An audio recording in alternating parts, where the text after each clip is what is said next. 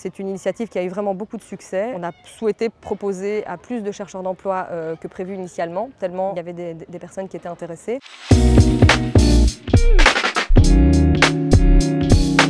Alors, l'ARAE, ce sont en fait les ateliers de recherche active d'emploi. C'est un réseau de partenaires qui travaillent un peu partout sur Bruxelles. C'est 14 partenaires plus précisément qui font de l'accompagnement pour les chercheurs d'emploi. Alors l'accompagnement des chercheurs d'emploi va se faire à plusieurs niveaux. Dans un premier temps, l'accompagnement au niveau de l'élaboration du projet professionnel. Donc là, on va plutôt travailler tout ce qui a trait à la recherche de formation, à l'orientation professionnelle, ce genre de choses. On va plutôt aider des personnes à apprendre à rédiger un CV, une lettre de motivation, apprendre à les utiliser. Il y a ensuite tout le volet codes comportementaux. Dans ce volet-là, on va plutôt travailler tout ce qui a trait au code et au rôle professionnel. Voilà l'ARAE en quelques mots.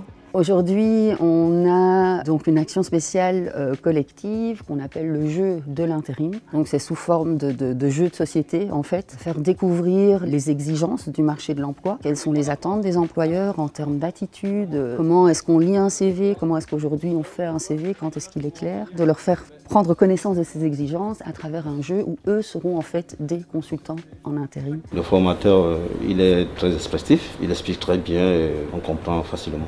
Et je pense que c'est aussi une bonne expérience pour moi et peut-être pour mes collègues aussi, de savoir comment ça se passe avant d'arriver à un emploi. Si on prend par exemple le premier outil sur l'orientation et les nouveaux métiers, à l'issue de cet atelier, on ressort avec des informations concrètes sur les secteurs d'avenir, sur comment les cibler et surtout comment se présenter de manière efficace à un employeur via différents outils, CV, lettre de motivation, préparation aux entretiens d'embauche. Et enfin, dans un troisième temps, en ce qui me concerne un peu plus, donc l'atelier gestion des émotions et confiance en soi, qui va donner des outils concrets de comment gérer, plutôt accueillir ses émotions et comment déconstruire un peu ses croyances pour retrouver confiance en soi et se présenter de manière positive aux employeurs. C'est toujours une grande fierté pour nous de pouvoir proposer des projets qui vont aider les personnes qui en ont besoin, surtout quand c'est créé sur base de ce qui remonte du terrain. Et ici, il y avait une vraie volonté pour nous de pouvoir répondre aux besoins des chercheurs d'emploi qui étaient autour de ces thématiques-là, en ce moment en tout cas, à cause de l'actualité.